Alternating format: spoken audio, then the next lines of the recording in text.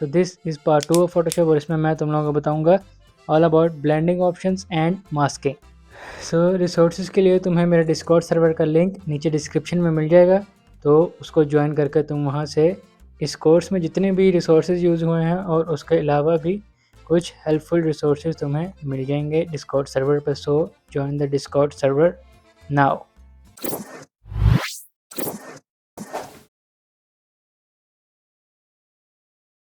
Layers के बाद जैसे कि ऊपर तुम लोगों को लेयर्स के ऊपर नज़र आ रहा है ये ड्रॉप डाउन मेन्यू, तो ये है हमारे पास blending modes. Different blending modes हैं। अब इनको हम यूज़ कर सकते हैं डिफरेंट तरीके से। Basically is all about experimenting. किसी इमेज पे आपको इसका कोई हार्ड एंड फास्ट रूल नहीं है कि अगर इस तरह की इमेज पे डार्कन यूज़ करेंगे या इस तरह की इमेज पे मल्टीप्लाई या स्क्रीन, तो कुछ स्पेसिफिक नहीं है इसमें, लेकिन कुछ बेसिक्स हैं वो मैं आपको बता देता हूँ। ये लेयर्स को ब्लेंड करता है। ब्लेंडिंग मोड जैसा कि नाम से ही पता लग रहा है कि ये लेयर्स को आपस में ब्लेंड करता है और ये डिफरेंट तरीके हैं इसके बेसिकली ब्लेंड करने के। तो ये हम देखते हैं। जैसे मैं अगर यहाँ पे रेड कलर फिल कर दूँ, ये अब मैंने रेड कलर फिल कर दिया। अब मैं नई लेयर बना के उसमें ब्लू कलर फिल करूँ, अगर ये आ गया ब्लू कलर। अब अगर मैं इसका ब्लेंडिंग मोड चेंज करता हूँ तो ये देखें, हमें डिफरेंट रिजल्ट्स मिलेंगे डिफरेंट ब्लेंडिंग मोड्स। हम इसको यूज़ इस तरह करते हैं कि एक्सपेरिमेंट इसी के साथ हम कैसे करते हैं कि इसको हम ऐसे जिस भी हमें लेयर पे ब्लेंडिंग मोड चेंज करना है उस लेयर को सेलेक्ट करके यहाँ से हम ब्लेंडिंग मोड में ऐसे उसके ऊपर होवर करते हैं तो वो ऑटोमेटिकली अप्लाई नहीं होता, वो एक प्रीव्यू हमारे पास शो हो जाता है कि वो रिज़ल्ट कैसे आएंगे। तो इसके ऊपर मैं सिर्फ होवर कर रहा हूँ तो ये मेरे पास आ रहा है कि प्रीव्यू आ रहा है कि उसका रिज़ल्ट कैसा आएगा। अब अगर मुझे ये चाहिए तो मैं इसके ऊपर क्लिक करूँगा तो ये अप्लाई हो जाएगा। ब्लेंडिंग मोड की मैं तुम लोगों को एक एग्जांपल दूँ अगर, तो जैसा कि यहाँ पे ये पार्टीशन तुम लोग देख सकते हो, जैसे नॉर्मल डिज़ॉल्व, उसके बाद एक लाइन है, फिर darker multiply colour burn linear burn darker darker colour, उसके बाद फिर लाइन है। तो ये एक ग्रुप्स बने हुए हैं। तो ये ग्रुप्स का मकसद है कि इन ग्रुप्स में सिर्फ दो चीज़ें आपने याद रखनी है कि जो डार्कन से लेके डार्कर कलर तक का ग्रुप है वो हमें ब्लैक कलर रिजल्ट देगा, मतलब कि हमें डार्क रिजल्ट देगा, लाइट कलर को ख़त्म करेगा इमेज से। नहीं लगी समझ? तो डार्कन से लेकर डार्कर कलर तक, जैसा कि नाम से भी पता लग रहा है कि ये हमें डार्क कलर रखेगा और जो लाइट कलर्स होंगे उनको ख़त्म कर देगा, मतलब उस लेयर से वाइट कलर ख़त्म कर देगा और ट्रांसपेरेंट कर देगा उस चीज़ को।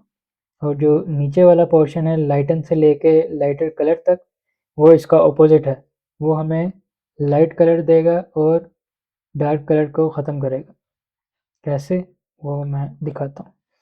तो मैं यहाँ पे कलर लगाता हूँ, कोई भी रेड कलर लगाता हूँ। अगर ये फ़ोटो तुम लोग देख रहे हो ब्लैक और वाइट, तो इसमें अगर अब मैं मल्टीप्लाई करूँगा तो ये मुझे डार्क कलर रखेगा, तस्वीर के इमेज के डार्क कलर रखेगा और जो वाइट कलर है वो कम्प्लीटली ख़त्म कर देगा। अब इनमें भी डिफरेंट रिजल्ट्स हमें मिलेंगे, सब एक जैसे नहीं होंगे, लेकिन बेसिक इनका मकसद है कि ये डार्क कलर्स को रखते हैं और वाइट कलर को रिमूव करते हैं, और लाइटन से लेकर जो लाइट कलर तक है, लाइटर कलर तक, वो वाइट कलर को रख के और डार्क कलर को रिमूव करते हैं। तो और इसमें दो जो ब्लेंडिंग मोड्स हैं इम्पोर्टेंट, जो हम मोस्टली यूज़ भी कर रहे होते हैं, वो है मल्टीप्लाई और स्क्रीन, दोनों ग्रुप्स के सेकंड सेकंड। इनका मकसद क्या है, इनमें ये है कि अगर जैसा कि आप इमेज में देखोगे तुम लोग, कि अगर मैं मल्टीप्लाई करूँगा तो ये सारे ब्लैक रखेगा, वाइट को बिल्कुल एलिमिनेट कर देगा इमेज से और ब्लैक कलर रखेगा। और स्क्रीन का क्या है, इसका बिल्कुल ऑपोजिट, वो वाइट को रखेगा और ब्लैक को रिमूव कर देगा कम्प्लीटली। इन दोनों में ये है कि मल्टीप्लाई जो है वो वाइट को 100% रिमूव कर देता है और स्क्रीन जो है वो ब्लैक को 100% रिमूव कर देता है। बाकी इनमें डिफरेंट रिजल्ट्स आपको मिलेंगे। ओवरले में दोनों ओवरले दोनों कलर प्रिजर्व करने की कोशिश करता है। ये देखें, इसमें डिफरेंट कलर पे डिफरेंट रिजल्ट्स आपको मिलेंगे। जैसा कि देख सकते हैं, same image same blending mode है, लेकिन अगर मैं इसका कलर चेंज करता हूँ तो मुझे डिफरेंट रिजल्ट्स मिल रहे हैं। किसी कलर में कॉन्ट्रास्ट, किसी कलर में इमेज शो हो रही है डिफरेंट कलर में, किसी में बिल्कुल इमेज गायब हो जाती है। तो it's all about experimenting and practice. हम इसमें लेयर्स ब्लेंडिंग मोड पे इस तरह से काम कर रहे होते हैं कि अब अगर मुझे इसका ब्लेंडिंग मोड चेंज करना है तो मैं इस तरह जाऊंगा ब्लेंडिंग मोड में और इनके ऊपर होवर कर करके देखूंगा कि कौन सा मुझे सही लग रहा है। अब अगर मुझे इस तरह का रिज़ल्ट चाहिए तो मुझे ये अच्छा लगा, तो अगर मुझे अब ये अच्छा लग रहा है तो मैं पहले देखूंगा सबको, अगर इससे बेहतर कोई ऑप्शन मिलता है तो। अगर नहीं मिलता तो मैं वापस उस पर जाके क्लिक कर दूंगा तो वो सिलेक्ट हो जाएगा। ये था ब्लेंडिंग ऑप्शंस। अब हम देखेंगे मास्क। मास्किंग भी एक बहुत ज़रूरी चीज़ है, वेरी इम्पोर्टेंट। अब हम देखते हैं मास्क।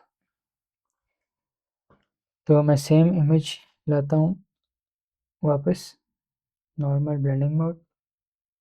तो अब अगर मुझे इस इमेज से कोई चीज़ रिमूव करनी है तो आपके पास इस तरह से शो हो सकता है थंबनेल। ये देखें, अब अगर आप इस थंबनेल पे देखेंगे तो ये बिल्कुल एक थंबनेल है और इसमें कुछ भी आइकन वगैरह नहीं है, प्लेन थंबनेल है। लेकिन अगर मैं इसको कन्वर्ट टू स्मार्ट ऑब्जेक्ट, यहाँ पे राइट क्लिक करके, अब ये राइट क्लिक करना है यहाँ पे, अगर हम थंबनेल के ऊपर राइट क्लिक करेंगे तो हमारे पास ऑप्शन कोई और आएंगे, लेकिन अगर हम यहाँ एम्प्टी स्पेस पे लेयर के साथ जो एम्प्टी स्पेस है वहाँ पर राइट क्लिक करेंगे तो हमारे पास ऑप्शंस और आएंगे।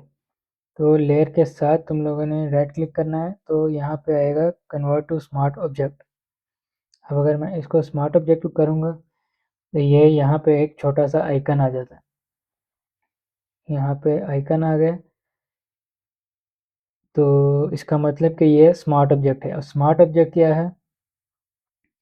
स्मार्ट ऑब्जेक्ट ये है कि अगर ये मेरे पास बगैर स्मार्ट ऑब्जेक्ट के नॉर्मल लेयर है तो इसके ऊपर मैं कुछ भी कर सकता हूँ। इसके ऊपर मैं ब्रश फेर सकता हूँ, कुछ भी कर सकता हूँ। बेसिकली इसको मैं रेज कर सकता हूँ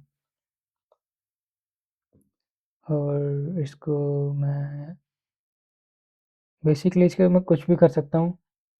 लेकिन अगर मैं स्मार्ट ऑब्जेक्ट करूँगा इसको तो इसके ऊपर मैं ब्रश नहीं कर सकता। इसको मैं बेसिकली ऑप्शंस मेरे पास इसको एडिट करने के लिमिटेड हो जाते हैं। वो क्यों?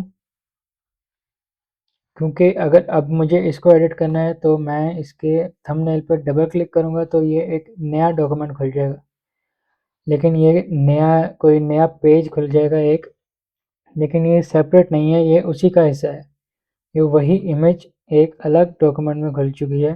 तो अब अगर मैं यहाँ पे कुछ चेंजेस करूँगा, न्यू लेयर बना के मैं इसके ऊपर एक स्ट्रोक लगा देता हूँ। ये देखें, अब अगर मैं ये चेंज करके कंट्रोल एस सेव करूँगा इसको, सेव का शॉर्टकट है कंट्रोल एस, तो ये यहाँ पे ऑटोमेटिकली वो अपीयर होगा चेंज। ये स्मार्ट ऑब्जेक्ट का यूज़। शॉर्टकट्स, शॉर्टकट्स भी बहुत ज़रूरी हैं आपके प्रोसेस को तेज़ करने के लिए। तो जो बेसिक शॉर्टकट्स हैं वो भी मैं आपको बता देता हूँ, लेकिन शॉर्टकट्स मैं यूज़ करता रहूँगा बार बार, तो वो मैं साथ साथ बताता रहूँगा तुम लोगों को। बेसिक्स जो शॉर्टकट्स हैं वो control C for copy, control V for paste, control S से सेव, कंट्रोल एस से सेव, और बाकी मैं तुम लोगों को बताऊंगा साथ साथ। तो स्मार्ट ऑब्जेक्ट आई होप तुम लोगों को समझ आ गया होगा। इट्स सिंपल कि अगर आपके थंबनेल पे, लेयर की थंबनेल पे कोई आइकन इस तरह का नहीं शो हो रहा, तो वो एक सिंपल रास्टर लेयर है, रास्टर लेयर है। और इसके साथ इसके ऊपर आप डायरेक्टली काम कर सकते हो। लेकिन इसका नुकसान क्या है? इसका नुकसान ये है कि अब अगर मैं ये रास्टर इमेज पे अगर मैंने काम किया, जैसे मैंने इसके ऊपर रेड कलर फिल कर दिया है, जैसे कि आप थंबनेल में भी देख सकते हो तुम लोग। तो अब अगर मुझे इसको वापस करना है तो एक तरीका मेरे पास कंट्रोल जी से क्या होता है, अंडू। जो भी आपने काम किया है उसको अंडू करना है तो कंट्रोल जी। तो अब अगर मैं इसको वापस मुझे इमेज चाहिए तो उसका एक तरीका है कि कंट्रोल जी कर लूँ। लेकिन अगर मैं इसको डॉक्यूमेंट को सेव कर लूँ और वापस ओपन करूँ तो फिर कंट्रोल जी काम नहीं करेगा। तो ये इमेज इतनी हमारी फिल ही रहेगी। तो अगर ये जो इमेज मैंने फिल की, ये मुझे वापस चाहिए तो वो वापस नहीं आएगी अगर मैं दोबारा ओपन करूँगा डॉक्यूमेंट। तो इसलिए अगर हमें कोई काम करना है इसके ऊपर तो उसको हम पहले स्मार्ट ऑब्जेक्ट में करेंगे, फिर हम करेंगे स्मार्ट ऑब्जेक्ट, इसके थंबनेल के ऊपर डबल क्लिक करेंगे तो ये एक नया डॉक्यूमेंट खुल जाएगा। तो इसके ऊपर अब हम करेंगे, इसके ऊपर भी जैसा कि मैंने बताया था कि जब भी कोई काम करना है तो न्यू लेयर पे करना है, तो इसके ऊपर हम न्यू लेयर बनाएंगे, फिर इसके ऊपर करेंगे और कंट्रोल एस करेंगे तो वो हमारे इमेज में शो हो जाएगा। अगर हमने कर लिया, जो करना था वो कर लिया, इसको हम यहाँ से क्लोज कर देंगे। ये क्रॉस बना आ रहा है, इसे हम यहाँ से क्लोज कर देंगे तो वो हमारे पास सेव ही रहेगा। और अगर हम इसमें दोबारा चेंजेस करने हैं या इसको ख़त्म करना है, जो भी करना है, तो दोबारा डबल क्लिक करेंगे तो वो ओपन होगा।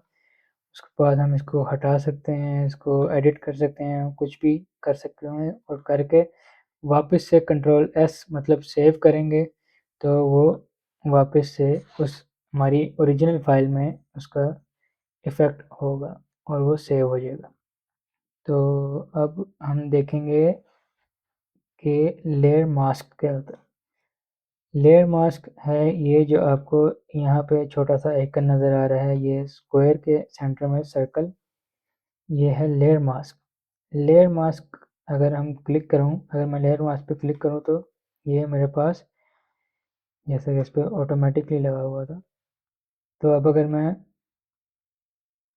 लेयर मास्क पे क्लिक करूँ तो ये मेरे पास एक और थंबनेल आ जाएगा वाइट कलर का। तो लेयर मास्क आप बेसिकली इमेजिन करें कि एक, तो अगर मेरे पास ये इमेज है और इसके ऊपर से मुझे कुछ पार्ट रिमूव करना है तो मैं लेयर मास्क यूज़ करके कर सकता हूँ। वो कैसे कि मैं ये लेयर मास्क जो वाइट कलर का नज़र आ रहा है तुम लोगों को, उसके ऊपर अगर मैं ब्लैक कलर फेरूँगा तो वो पार्ट रिमूव होना शुरू हो जाएगा। बेसिकली जहाँ पे भी मैं ब्लैक कलर इस लेयर मास्क पे फेरूँगा तो वो हिस्सा वहाँ से रिमूव हो जाएगा, लेयर मास्क उस इमेज का वो हिस्सा वहाँ से इरेज हो जाएगा। लेयर मास्क लेयर मास्क में एक चीज़ तुम लोगों ने याद रखनी सिर्फ कि ब्लैक मतलब डिसअपीयर और वाइट मतलब शो। मतलब कि जो वाइट हिस्सा है ये लेयर में, जैसा कि तुम लोग देख सकते हो ये वाइट है, पूरी लेयर वाइट है, इसका मतलब पूरी इमेज शो हो रही है। लेकिन इसमें अगर कुछ पार्ट ब्लैक हो तो वो ब्लैक पार्ट गायब हो जाएगा इमेज से। ये तुम लेयर मास्क पे भी देख सकते हो कि जितना हिस्सा ब्लैक है इमेज में से उतना हिस्सा गायब है। तो लेयर मास्क का एक चीज़ सिर्फ याद रखनी कि ब्लैक चीज़ रिमूव हो जाएगी और वाइट चीज़ शो होगी। और ये एक चीज़ का ध्यान रखना है तुम लोगों ने कि अब ये एक लेयर है मेरे पास, तो अब अगर मैं इसके ऊपर क्लिक करूँ तो ये इस थंबनेल के बॉर्डर पे एक, इस थंबनेल के अराउंड एक बॉर्डर नज़र आ रहा है छोटा सा वाइट कलर का।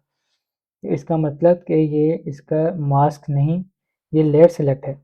लेयर पे हमने नहीं काम करना, हमने काम करना है मास्क पे। तो फिर हमने यहाँ से मास्क पे क्लिक करेंगे तो ये वही थंबनेल वाइट कलर का बॉर्डर इस थंबनेल पे आ जाएगा। अगर हम यहाँ से हमने लेयर मास्क पे काम करना है तो हम लेयर मास्क पे क्लिक करेंगे तो वो वाइट बॉर्डर लेयर मास्क पे आ जाएगा। इसका मतलब कि लेयर मास्क सिलेक्ट है। अब अगर हम इसमें ब्लैक कलर फेरेंगे तो वो ब्लैक रिमूव कर देगा, जितना ब्लैक पार्ट है वो रिमूव कर देगा। लेकिन अगर हम यहाँ से लेयर सेलेक्ट करेंगे, अब ये बॉर्डर से तुम लोग देख सकते हो कि लेयर सेलेक्ट है। तो अब अगर मैं इस पर ब्लैक कलर फेरूँ तो ये देखो, ये उस लेयर पे ब्लैक कलर फिल कर रहा है। तो ये काम नहीं करना हमने। अगर हमें फिल करना है तो हम न्यू लेयर करके उसमें फिल कर सकते हैं। तो अगर लेयर मास्क के हमने रिमूव करना है तो हम लेयर मास्क सेलेक्ट करके ब्लैक फिल करेंगे, रिमूव हो जाएगा। अब अगर हमें यही ब्लैक वापस लाना है तो हम सिंपली इसके ऊपर वाइट कलर सेलेक्ट करके फिल कर देंगे।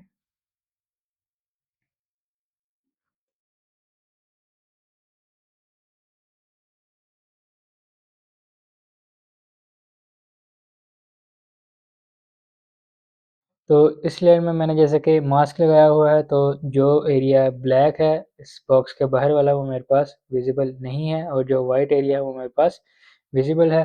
तो इस मास्क का एक और तुम लोग चीज़ देखोगे, इन दोनों के जो लेयर है उसके थंबनेल के और जो मास्क है उन दोनों के दरम्यान में तुम लोग को एक लिंक का आइकन नज़र आ रहा है।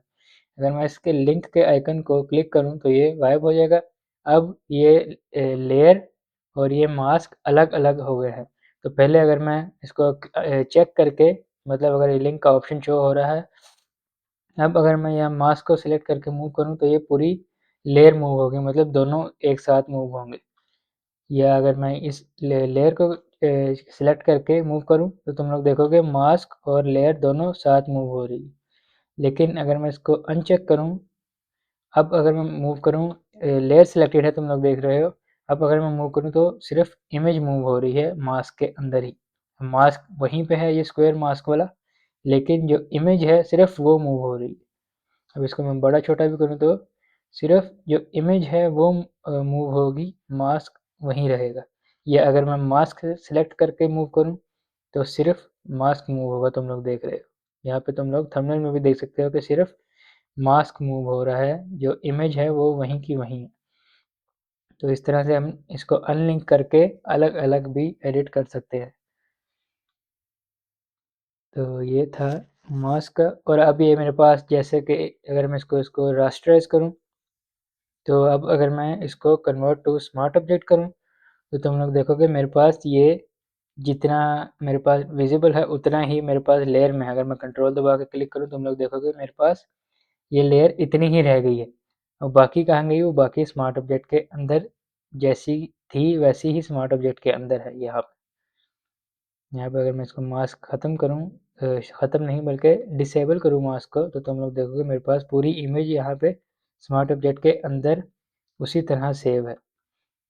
लेकिन यहाँ पे स्मार्ट ऑब्जेक्ट में इसकी जो साइज़ है इसका वो वही है जो मैंने मास्क लगाया था, मतलब जो मेरे पास विजिबल था। कलर्स कैसे सिलेक्ट करेंगे हम वो भी देखते हैं। तो ये आपको ये टूल बार में बॉटम पे बिल्कुल नज़र आ रहे होंगे कलर्स। दो कलर्स क्यों है ये जो ऊपर वाला कलर है वो है फोरग्राउंड कलर। इसके ऊपर अगर आप होवर करके रखें थोड़ी देर तो ये आप देख भी सकते हैं फोरग्राउंड कलर। और जो पीछे वाला कलर है वो है बैकग्राउंड कलर। तो फोरग्राउंड कलर और बैकग्राउंड कलर क्या है, तो अगर मैं यहाँ पे डिलीट करके सब कुछ न्यू लेयर बनाऊँ तो अब अगर मुझे इसमें कलर फिल करना है, तो इस लेयर में मुझे पूरी लेयर में कलर फिल करना है, तो मैं दबाऊंगा अल्ट और ऑप्शन बैकस्पेस। अल्ट बैकस्पेस या कंट्रोल। अब अगर मैं एक बात मैं बता दूं कि मैं यूज़ कर रहा हूँ मैक, अगर मैं बैकस्पेस की जगह डिलीट बोलूँ तो इसका मतलब डिलीट या फिर बैकस्पेस दोनों, क्योंकि फोटोशॉप में मोस्टली डिलीट और बैकस्पेस सेम ही काम कर रहे होते हैं। बैकस्पेस और delete almost are very similar. तो बैकस्पेस या डिलीट आप कुछ भी यूज़ कर सकते हो। ओके, तो फोरग्राउंड कलर ऊपर वाला कलर है फोरग्राउंड कलर। अगर हमें फोरग्राउंड कलर सिलेक्ट करना है, फोरग्राउंड कलर फिल करना है इस लेयर में, तो हम करेंगे अल्ट और बैक स्पेस, तो वो पूरी लेयर में फोरग्राउंड कलर फिल हो जाएगा। अब अगर हमें इस कलर में लेयर में बैकग्राउंड कलर फिल करना है, उसका एक तरीका ये है कि अगर यहाँ पे आप देखो तो एरो नज़र आ रहा है, तो इस एरो को अगर मैं क्लिक करूँ तो ये जो बैकग्राउंड कलर है वो फोरग्राउंड कलर में आ जाएगा और जो फोरग्राउंड कलर है वो बैकग्राउंड में चला जाएगा। तो अब अगर मैं इसको एरो को क्लिक करूँगा तो वो एरो वाइट जो है वो आ जाएगा फोरग्राउंड में। तो अब अगर मैं दोबारा अल्ट और बैक स्पेस करूँगा तो वो जो फोरग्राउंड कलर जो कि वाइट है वो फिल हो जाएगा। अब अगर मुझे इसी तरह वापस से मैं अल्ट बैक स्पेस करूँगा, ब्लैक फिल हो जाएगा। तो अब अगर मुझे बगैर इसको फोरग्राउंड में लाए बैकग्राउंड कलर फिल करना है, मतलब अगर मुझे बैकग्राउंड कलर को फोरग्राउंड में नहीं लाना है, फोरग्राउंड कलर की जगह मुझे इसी तरह से फिल करना है, तो वो मैं कैसे करूँगा, वो मैं करूँगा कंट्रोल बैक स्पेस। अब मैंने कंट्रोल बैक स्पेस किया, मैं कलर चेंज कर देता हूँ यहाँ से अगर मैं फोरग्राउंड कलर पे क्लिक करूँगा तो फोरग्राउंड कलर चेंज होगा, और इसी तरह अगर मैं बैकग्राउंड कलर पे सिलेक्ट करूँगा, बैकग्राउंड कलर पे क्लिक करूँगा, तो ये जो मैं कलर चेंज करूँगा वो बैकग्राउंड कलर पे इफ़ेक्ट होगा। तब अगर मुझे फोरग्राउंड कलर फिल करना है तो अल्ट बैक स्पेस, और अगर बैकग्राउंड कलर फिल करना है तो कंट्रोल बैक स्पेस। बाकी ये अभी सिर्फ स्टार्टिंग है, बाकी जो इनकी टिप्स ट्रिक्स वगैरह सब कुछ किस तरह से यूज़ करेंगे ये हम साथ साथ भी देखेंगे जब हम टूल्स यूज़ करेंगे और सब कुछ, तो इसकी मज़ीद डिटेल तुम लोगों को पता चलेंगी। So if you have learned anything from this video or this course, you can leave a like to this video and subscribe the channel. This would help this channel a lot and I would really appreciate that.